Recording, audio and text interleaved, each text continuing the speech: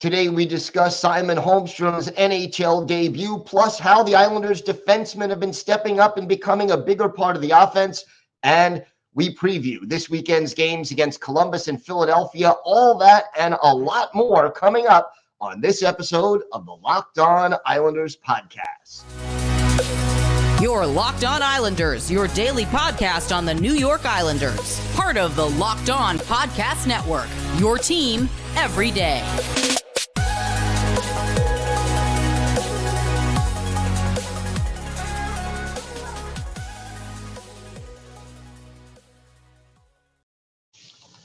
And welcome, everybody, to the weekend edition of the Locked On Islanders podcast. Gil Martin, so glad you could join us today and be part of the Locked On Islanders family. And I want to thank everyone for making Locked On Islanders your first listen every day. We are free and available on all platforms. Today's episode is brought to you by BetOnline. BetOnline has you covered this season with more props, odds, and lines than ever before. BetOnline, where the game starts.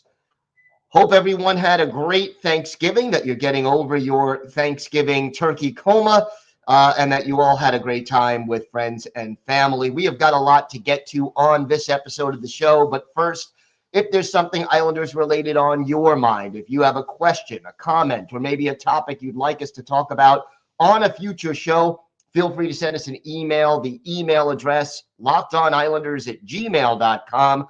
And if you leave your first name and where you're from, we're happy to mention you on the show when we discuss whatever it is that's on your mind. You can also follow the show on Twitter at Locked On Isles, and you could follow me, Gil Martin, on Twitter at Ice Wars, NYRVSNYI. We'll keep you up to date on all the latest Islanders news, notes, and happenings. And I am live tweeting during nearly every Islanders home and road game, so join me for instant insight and analysis. And, of course, always great to interact with Islander fans, game time or anytime.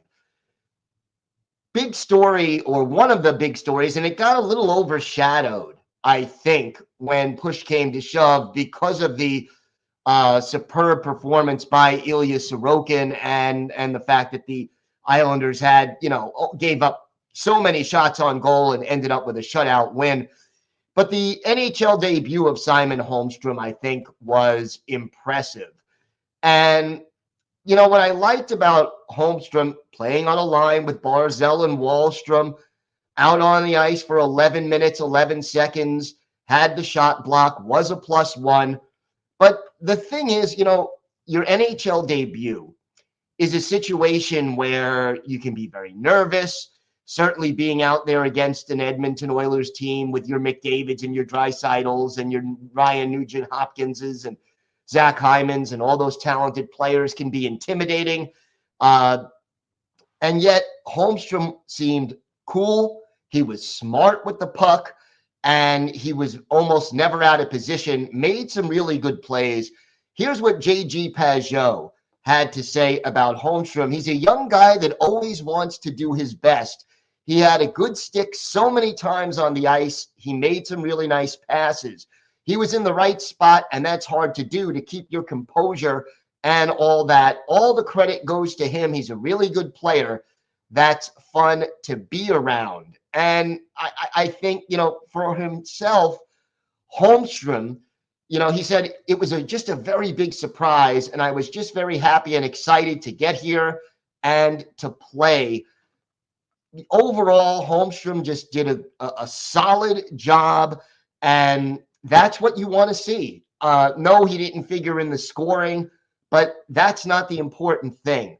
And we all know, for young players on the Islanders, what you do away from the puck is almost, if not more important to the coaching staff than what you do when you have the puck, as far as earning playing time is concerned. Well, Simon Holmstrom was very good away from the puck, responsible defensively, had his stick in the right places, made smart plays, didn't make, many, if any, glaring errors. A very positive first NHL game for Simon Holmstrom, and Islander fans have to be very happy to see that. I think, how long Kyle Palmieri is out, and we now know it was an upper body injury, which is obviously as much as we're going to find out. That remains to be seen, but having Holmstrom make that debut and play solid hockey, a very good sign for the Islanders. The other thing is this. The Islanders got a goal against Edmonton from Sebastian Aho, his second of the year. The Islanders' defensive unit, now the 7 defensemen who have really played on this team this season, they now have 17 goals out of the team's 69 scores so far this year.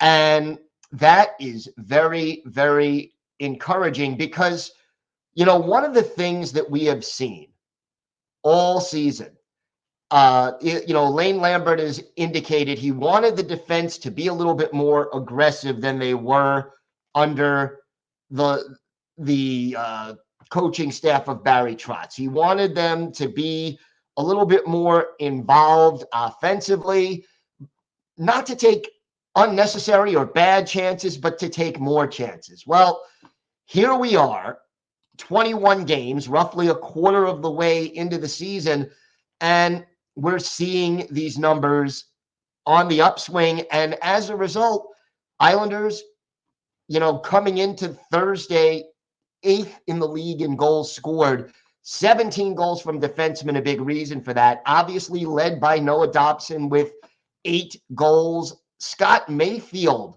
already has 4 goals through 21 games.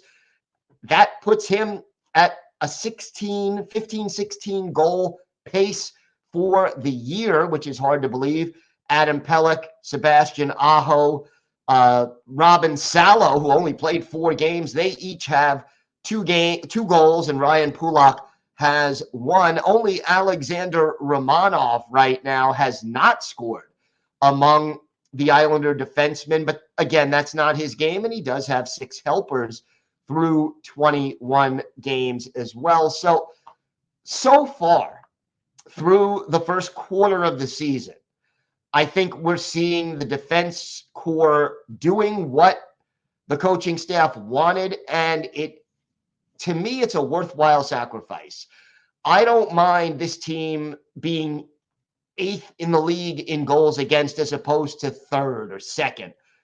But, if you're giving up a few extra goals over the course of the year, going from, 3rd to 8th, let's say, in the league, but you go from 22nd in goals scored to 8th, that is a sacrifice that's worth it. And you keep in mind that if you need to, you could always go back and play that more conservative defensive style. But I think when the Islanders try to do that, it tends to hurt them more than help them. So I like this adjustment from Lane Lambert. I think it's been good for the team.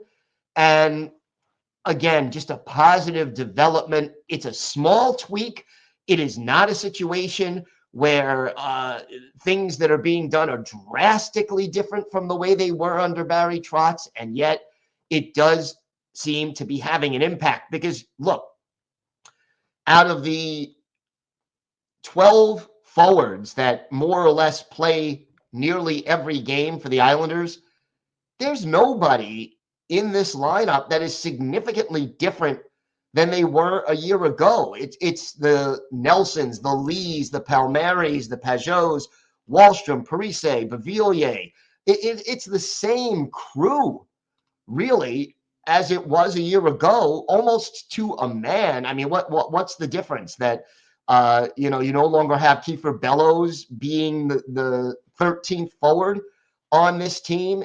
Nikita Soshnikov has played 3 games. Now he's back in the minors. Ross Johnston has played 4. Other than that, the forward group is the same. So the fact that the goal scoring is so much improved, a lot of it has to do with where the defense is.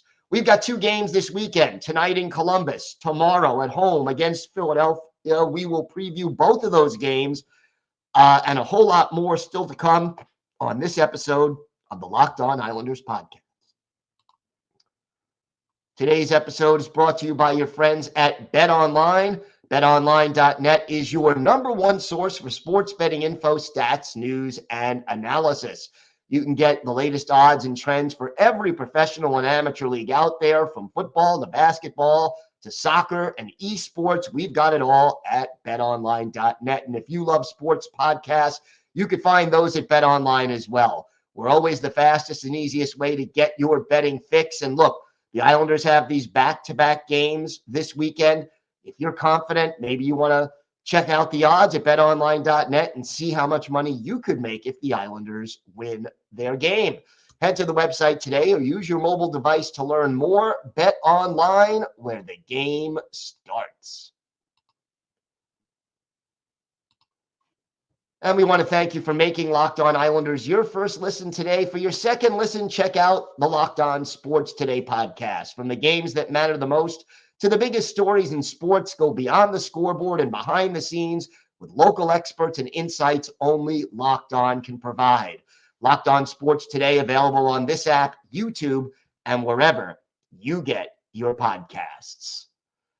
So 2 games coming up this weekend against 2 teams that are struggling a bit.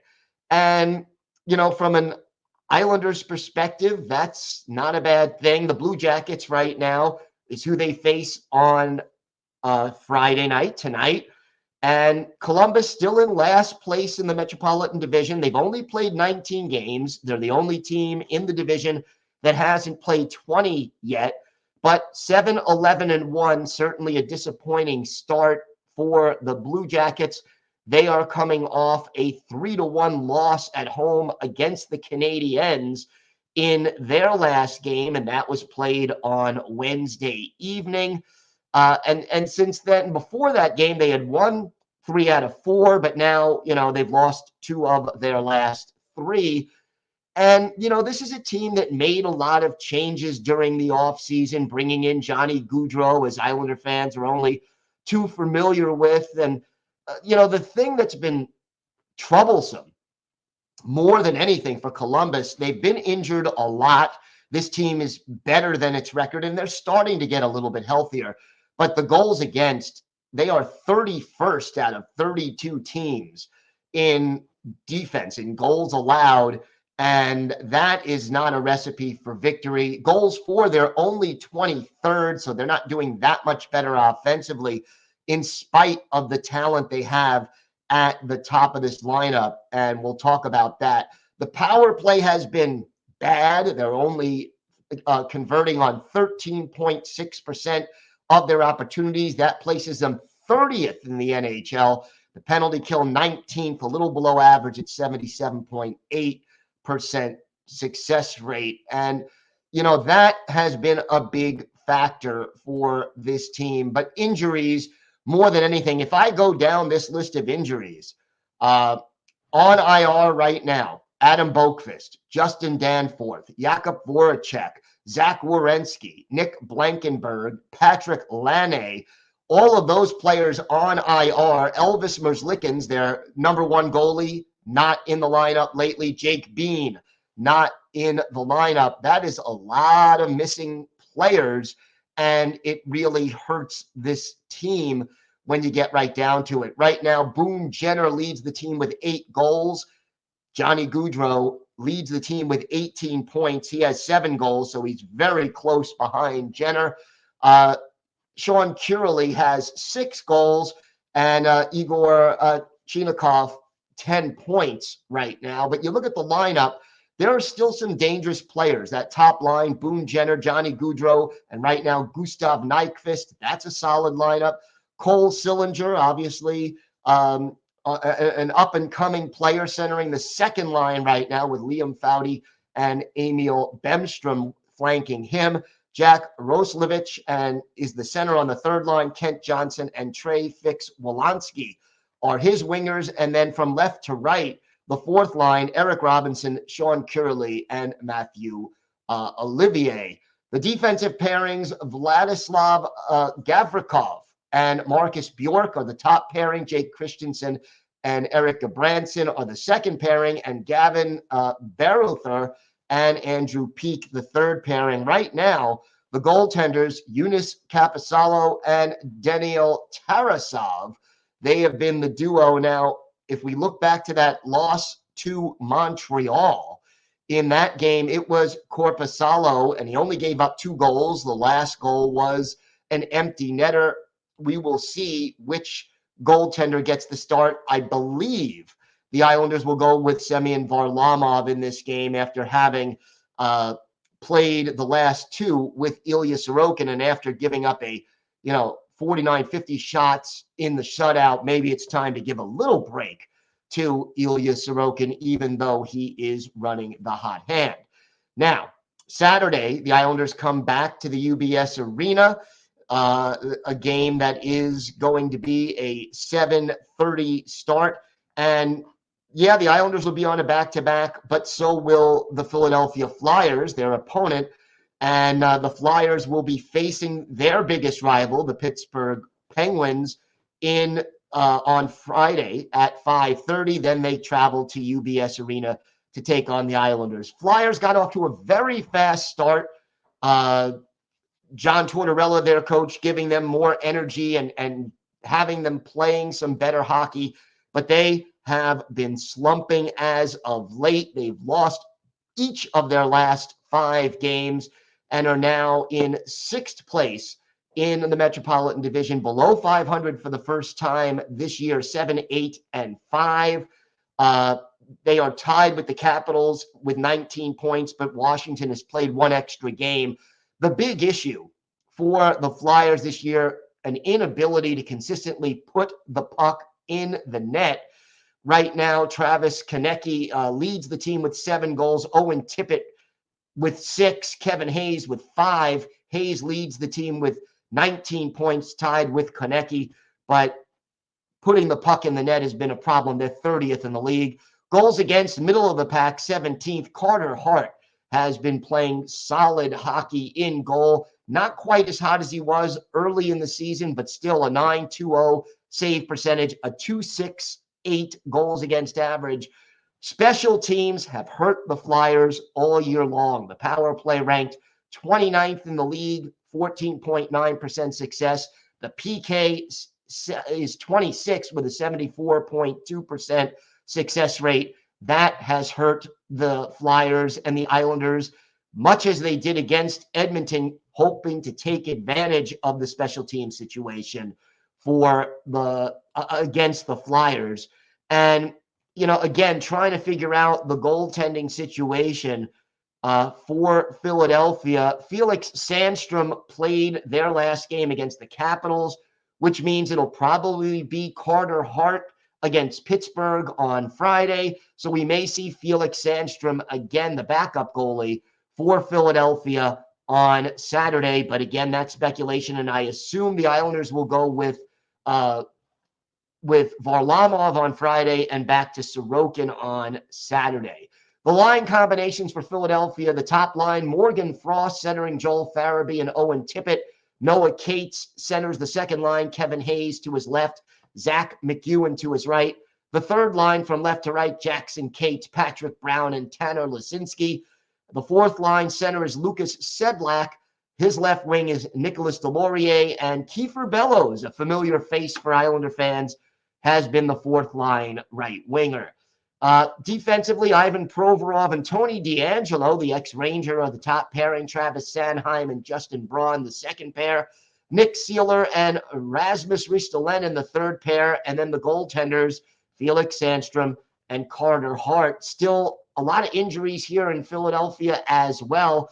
Travis Konecny has been day-to-day, as has Scott Lawton. Cam Atkinson out of the lineup, and then on IR, James Van Riemsdyk, Wade Allison, Ryan Ellis, Sean Couturier, and Bobby Brink. So lots of injuries. Also a reason for the slide of the Flyers after that very hot start to the season. And we'll see what kind of Flyers team the Islanders face on Saturday at UBS Arena.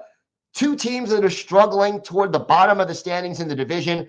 Islanders should get at least 3 points out of this weekend. And if they do, I will rate this weekend as a success. And of course, we will be back Monday with our key takeaways from both games. We have got more to get to on today's show.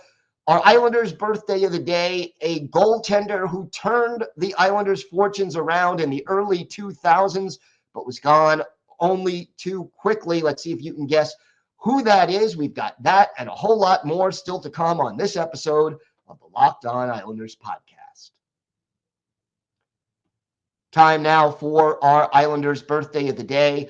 And Saturday will be the 50th birthday, the big 5-0 for former Islanders netminder Chris Osgood, the native of Peace River, Alberta, drafted by the Detroit Red Wings in the third round back in 1991, made his NHL debut in 93-94 for Detroit, and came to the Islanders in the 2001-2002 season, spent only 1.5 seasons on the island. But what Osgood did, and he won a Stanley Cup in Detroit before coming to the Islanders, but he gave the Islanders instant legitimacy and was outstanding in goal in 2001-2002, a .250 goals against average, a .910 save percentage.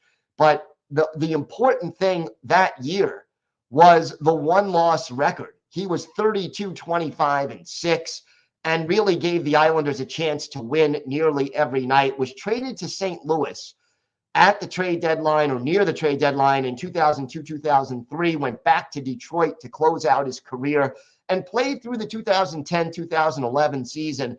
Osgood played in 744 NHL games. His career goals against average, .249 and a .905 save percentage.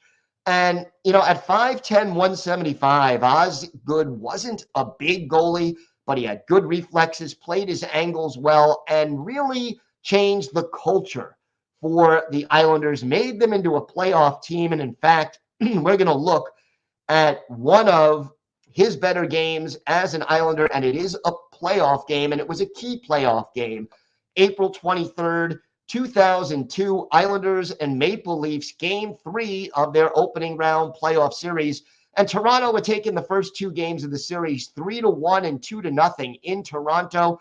This game back at the Nassau Coliseum.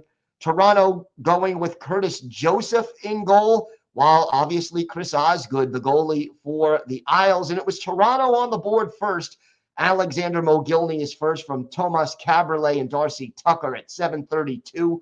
And the Islanders trailed. And again, you fall behind 3-0 in a series, the odds of you coming back are not good. Islanders got a power play. Wade Belloc off for holding and unsportsmanlike conduct. Mark Parrish puts in his first of the playoffs. Roman Hamrlik, Alexei Yashin with the assist at 14:34. Isles won. Maple Leafs won after 1. In the second, the Islanders' power play strikes again. And this one with Rob Reichel, a future Islander, off for tripping. Brad Isbister, his first of the postseason. Adrian Aucoin and Mariusz Czerkowski with the assist at 6:01. Then Michael Pekka makes it a 3-1 Islanders lead. His first from Jason Blake at 13:33. With Gary Valk of Toronto off for hooking, Mark Parrish gets his second of the game, second of the playoffs. Kenny Janssen and Adrian Aucoin, the helpers, at 19:19. It is 4-1 Islanders after 40 minutes in the third. Sean Bates connects on a power play goal with Darcy Tucker off for closing his hand on the puck. Bates, his first of the playoffs from Darren Van Impe and Alexei Yashin, and then Dave Scatchard closes out the scoring a mere 14 seconds after the Bates goal, his first from Brad Isbister at 4:21. Islanders win a critical playoff game over the Maple Leafs 6-1, 34 saves for Chris Osgood, the Wizard of Oz. Islanders out shooting Toronto 44-35. And, 6 shots on goal for Oleg Kavasha to lead the way. But for Osgood, he stood up, he was tough, and really kept the Islanders in this game until they pulled away. The Islanders would force this series to go to 7 games, with the home team winning all 7. Unfortunately, Game 7 was in Toronto. This weekend, I'll tell you, Well, first of all, again, we want to wish a very happy 50th birthday to Chris Osgood. He is our Islanders' birthday of the day. This weekend, some important games because, you know, beating Toronto and beating Edmonton, two very high-powered offenses, two teams that are very talented, very good at what they do, that's important. But here we are heading into games against two division opponents and two teams that are far below the Islanders in the standings. And the thing about good hockey teams, and we're not sure how good this Islanders team actually is at this point. They're good, but, you know, they have to be consistently good. Good teams, really good teams, beat the teams they're supposed to beat. And like I said, I think this team needs 3 points out of 4 this weekend to keep things going. 4 points would be better. The schedule never gets easier. And, you know, it'll be Columbus, 2 games against Philadelphia, and then Nashville and Chicago. You know, that as a 5-game stretch is not the toughest schedule. So you got to take advantage of it and bank points against the teams below you in the standings. We'll see if Lane Lambert can properly motivate this team. The last 2 games, the starts have been better. That has to continue, and that is something to keep an eye on, as is the progress of Simon Holmstrom and how he does going forward if Kyle Palmieri does not return to the lineup. I hope everyone had a great Thanksgiving, and you know, we're looking forward to a great weekend of hockey. Thanks again for making Locked On Islanders your first listen. Now for your next listen, check out the Locked On Sports Today podcast.